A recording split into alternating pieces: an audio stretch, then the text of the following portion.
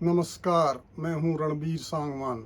पहले 2 एपिसोड में हमने 2 प्रमुख व पुरानी विपश्यना व प्रेक्षा ध्यान के बारे में अध्ययन किया। विपश्यना और प्रेक्षा ध्यान के बाद जो पुरानी ध्यान पद्धति है वह है महर्षि महेश योगी द्वारा अवतरित भावातीत ध्यान, जिसे हम ट्रांसेंडेंटल मेडिटेशन के नाम से भी जानते हैं। भारत में इस विधि का प्रचलन 1956 में कन्याकुमारी से हुआ था। बाद में 1960 में महर्षि महेश योगी ने इसका प्रचार प्रसार अमेरिका में शुरू किया। प्रचार व अभ्यास के साथ साथ अमेरिका में इस पर वैज्ञानिक परीक्षण शुरू हो गई। यह दान प्रक्रिया वहां ऐसे समय पहुंची जब लाखों नवयुवक व युवतियां मादक द्रव्यों के सेवन व नशे के सेवन से पीड़ित थे। वहां पलायनवाद व हिप्पीवाद का दौर शुरू हो चुका था व दुनिया के अन्य देशों में फैल रहा था। बाद में अमेरिका व यूरोपीय देशों के हिप्पियों ने भारत में गोवा व नेपाल को अड्डा बना लिया। दम मारो दम मिट जाए गम को जाप मंत्र बना लिया। मन की शांति के लिए भावातीत ध्यान का प्रचार काफी हुआ व यह पद्धति उनमें लोकप्रिय होती चली गई। भावातीत ध्यान यानी ट्रांसेंडेंटल मेडिटेशन यौगिक परंपरा की ही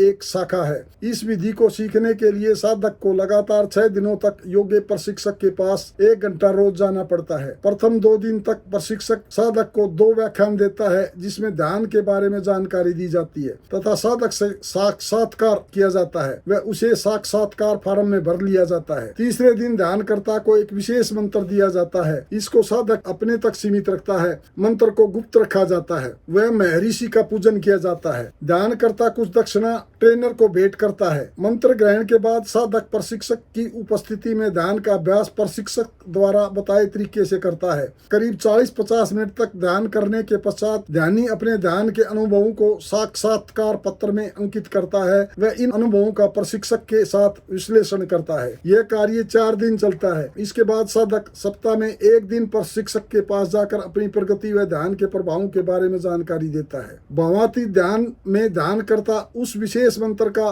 प्रतिदिन कम से कम 1 बार 20 मिनट तक अभ्यास करता है। प्रशिक्षण के दौरान ब्रह्मचर्य का पालन ज्यादा लाभदायक है। मंत्र की एक निश्चित विधि है जिसके जप करते करते व्यक्ति भावातीत हो जाता है। वह अंदर का शोधन प्रारंभ हो जाता है। साधक शून्यता का अनुभव करता है। वह मन शिथिल व तनाव रहित हो जाता है। मंत्र शास्त्र के अनुसार मंत्र एक प्रतिरोधात्मक शक्ति है। मंत्र साधना से होने वाले प्रतिकूल प्रकंपनों के प्रहार से बचा जा सकता है। मंत्र शक्ति का मुख्य तत्व है शब्द की संयोजना। मंत्रविद जानता है कि किस उद्देश्य से मंत्र का उपयोग करना है। उस आधार पर मंत्र की संयोजना की जाती है। रसायन शास्त्र की तरह वह जानता है कि किन शब्दों की संयोजना से किस प्रकार की तरंगे पैदा होंगी, वह परमात्मा को कैसे प्रकंपित करें, वह परमाणु को कैसे प्रकंपित करेंगी और उसकी परिणति किस प्रकार होगी। मंत्र ध्वनि विज्ञान व तरंग विज्ञान पर आधारित होते हैं। मंत्र शास्त्र के अनुसार प्रत्येक वर्ण का अपना रसायन होता है। जैसे औषधि के द्वारा रसायन परिवर्तन होते हैं, वैसे ही मंत्र द्वारा रसायन परिवर्तन होते हैं। जैसे र के उच्चारण से तापमान बढ़ जाता है,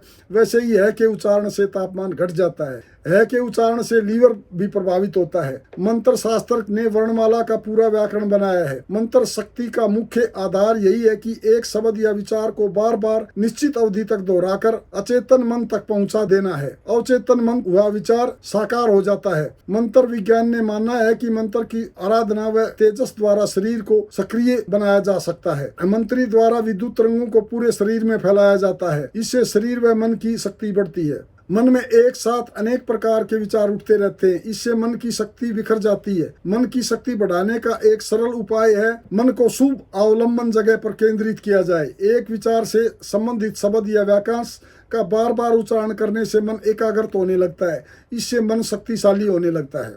इससे शुभ विचार बनते हैं, ऐसा मंत्र विज्ञान मानता है। एक ऑस्ट्रेलिया के वैज्ञानिक नोम्बसे ने भी इस प्रक्रिया को प्रभावशाली माना है। प्रत्येक अक्षर का अपना रंग, क्षेत्र व शक्ति ग्राहकता होती है। जैसे अमुक वर्ण अमुक शक्ति का ग्राहक है, वह अमुक प्रभाव उत्पन्न कर सकता है। इसका प्रयोग किसी वाद्य यंत्र की भांति ही निश्चित क्रम व लय में निश्चित समय पर किया जाता है, जिससे शक्ति का प्रचंड प्रवाह बहने लगता है। साधक शक्ति का प्रत्यक्ष प्रभाव डालने में समर्थ हो जाता है। हिंदी वर्णमाला के ए से लेकर ग तक वायु, अग्नि, पृथ्वी, जल व आकाश तत्वों को प्रभावित करते हैं। लेकिन मेरा मानना है कि इन सभी तत्वों का वैज्ञानिक परीक्षण होना चाहिए। आधुनिक विज्ञान के अनुसार मानव मस्तिष्क 20 वाट विद्युत शक्ति से चलता है। कुछ लोग इसको ध्वनि विज्ञान व मंत्र शास्त्र से भी जोड़ते हैं।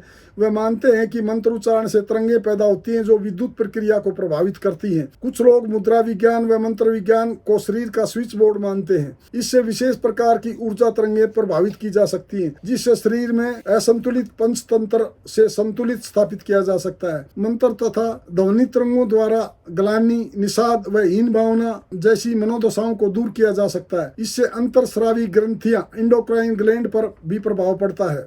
जर्मन के एक मनोरोग विशेषज्ञ ने भी कुछ हद तक इन विचारों का समर्थन किया है, लेकिन मुझे आज तक मंत्र विज्ञान का कोई विशेषज्ञ नहीं मिला है। मैंने भावातीत प्रक्रिया आज से 27-28 साल पहले डॉक्टर शिवम से सीखी थी, जो अब आलैंड मुख्यालय में बताए जाते हैं। बाद में काफी अभ्यास के बाद ऋषिकेश में भी इसका प्रशिक्षण लिया। भावातीत ध्यान पर 1960 से अब तक 2000 से ज्यादा परीक्षण व शोध कार्य हो चुके हैं, जिनमें वैज्ञानिक प्रभाव सिद्ध हो चुके हैं। विश्व की 235 यूनिवर्सिटी में इस पर शोध कार्य हुए हैं, जिनके 8 वॉल्यूम प्रकाशित हो चुके हैं। यह सब यूट्यूब पर देखे जा सकते हैं। भारत में भी ट्रांसेंडेंटल मेडिटेशन के अनेक केंद्रों पर प्रशिक्षण केंद्र हैं। महर्षि महेश योगी ने भारत में बच्चों को इस विधा का बढ़ावा देने के लिए अनेक जिला मुख्यालयों पर स्कूल खोले। ध्यान करते साधक पर जब मशीन को साधक के सिर पर लगाकर परीक्षण किया गया तो साधक के तनाव में उल्लेखनीय कमी पाई गई। भावातीत ध्यान के वैज्ञानिक मनोवैज्ञानिक शोध कार्यों से जो निष्कर्ष निकले हैं वे काफी उपयोगी हैं। भावातीत ध्यान के वैज्ञानिक शोधों पर एक किताब छपी है जिसका नाम है scientific research on transcendental meditation programme. इसका वॉल्यूम मीरू के द्वारा प्रकाशित किया गया है। भावातीत ध्यान के अभ्यास से मेडिटेशन की प्रक्रिया सही हो जाती है, मानसिक व शारीरिक गहन विश्राम मिलता है, रक्त में लैक्टिक अम्ल की मात्रा कम हो जाती है व बीपी सामान्य हो जाता है, हृदय रोग में सार्थक कमी आती है, निराशा, अवसाद व कुंठा में चिंताओं की कमी होती है व शरीर की असंतुलित रसायन प्रक्रिया समाप्त हो जाती है। और आप भी अपनी लाइफ में तनाव कम करने के व्यवहारिक और वैज्ञानिक तरीके जानना चाहते हैं तो चैनल को लाइक और सब्सक्राइब जरूर करें।